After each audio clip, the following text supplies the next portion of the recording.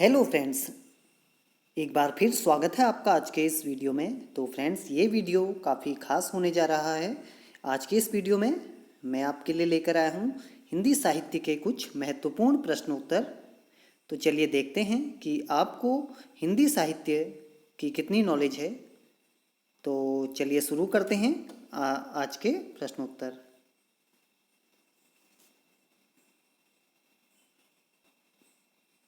तो फ्रेंड्स, आज का जो पहला प्रश्न है, हिंदी साहित्य के लिए प्रथम ज्ञानपीठ पुरस्कार प्राप्तकर्ता कौन है? पहला सुमित्रानंदन पंत, दूसरा जी शंकर कुरूप, तीसरा महादेवी वर्मा या चौथा जयशंकर प्रसाद। तो आप अपने आंसर कमेंट कर सकते हैं चेक करने के लिए। तो चलिए देखते हैं इसका सही आंसर। तो देखिए, हिंदी साहित्य के लिए सबसे पहला ज्ञानपीठ पुरस्कार प्राप्त किया था सुमित्रानंदन पंत जी ने। वहीं अगर बात करें जी शंकर कुरूप जी को, तो इन्हें सबसे पहले मिला था ज्ञानपीठ पुरस्कार, लेकिन मलयालम भाषा की वो इन्हें किस भाषा में मिला था? मलयालम भाषा में। तो हिंदी में किसे मिला था? सुमित्रानंदन पंत जी को।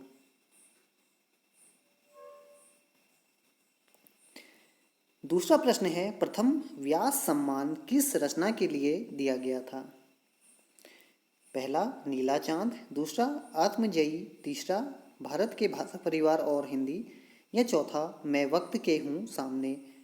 तो प्रथम व्यास सम्मान ये 1991 में दिया गया था और रचना कौन सी थी? भारत के भाषा परिवार और हिंदी। और इसके रचनाकार कौन थे? डॉक्टर रामविलास शर्मा जी। तो ये आप जरूर याद रखिएगा। चलिए बढ़ते हैं अगले प्रश्न पर। तीसरा प्रश्न है, पहला भारत भारती सम्मान से सम्मानित रचनाकार कौन है? पहला राजेंद्र जैनेन्द्र कुमार, दूसरा महादेवी वर्मा, तीसरा डॉक्टर नगेंद्र या चौथा अमृत राय। तो देखिए, जो पहला भारत भारती सम्मान मिला था वो किसे मिला था? महादेवी वर्मा जी को। और जो भारत भारती सम्मान है ये उत्तर प्रदेश हिंदी संस्थान का सबसे बड़ा साहित्यिक सम्मान है।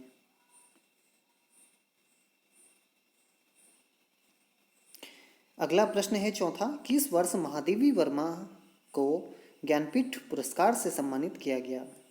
पहला सन 1968, दूसरा सन 1980, तीसरा सन 1982 या चौथा सन 1988। तो देखिए, महादेवी वर्मा जी को जो ज्ञानपीठ पुरस्कार मिला था, उनकी जो रचना थी यामा, उसके लिए कब मिला था? सन 1982 में। तो आंसर क्या हो जाएगा? तीसरा सन 1982।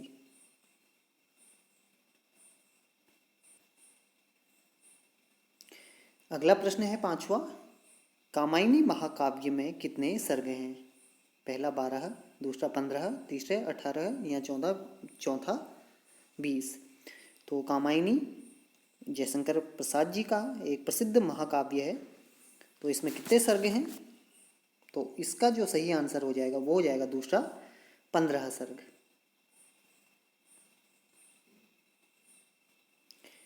आज की इस प्रश्नोत्तरी का जो छठा प्रश्न है वो है, साकेत महाकाव्य का सर्वाधिक मार्मिक सर्ग कौन सा है?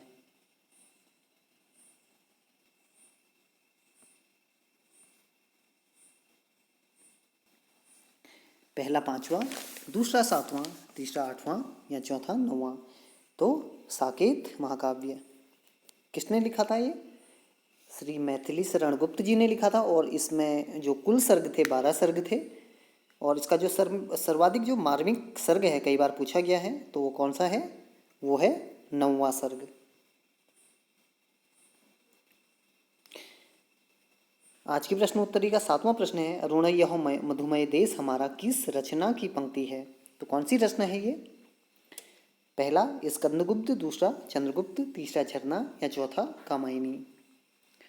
तो इसका जो सही आंसर है अरुण यह मधुमय देश हमारा, तो ये है चंद्रगुप्त का।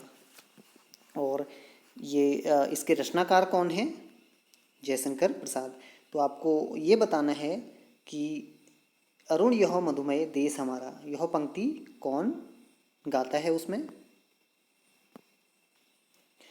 8वां प्रश्न है, कितनी नाव में कितनी बार के लिए अज्ञेय जी को कौन सा पुरस्कार मिला? पहला साहित्य अकादमी पुरस्कार, दूसरा ज्ञानपीठ पुरस्कार, तीसरा सरस्वती सम्मान या चौथा कोई नहीं। तो इसका सही आंसर हो जाएगा ज्ञानपीठ पुरस्कार। कितनी नाव में कितनी बार के लिए अज्ञेय जी को कौन सा पुरस्कार मिला? ज्ञानपीठ पुरस्कार। और कब मिला ये कमेंट के माध्यम से आप बताइएगा। अगला प्रश्न है, हिंदी में छायावाद शब्द का सबसे पहले प्रयोग किसने किया? पहला मुकुटधर पांडे, दूसरा सुमित्रानंदन पंत, तीसरा रामचंद्र शुक्ल या चौथा जयशंकर प्रसाद। तो देखिए, हिंदी में छायावाद शब्द का सबसे पहले जो प्रयोग किया था वो किसने किया था? वो किया था मुकुटधर पांडे जी ने।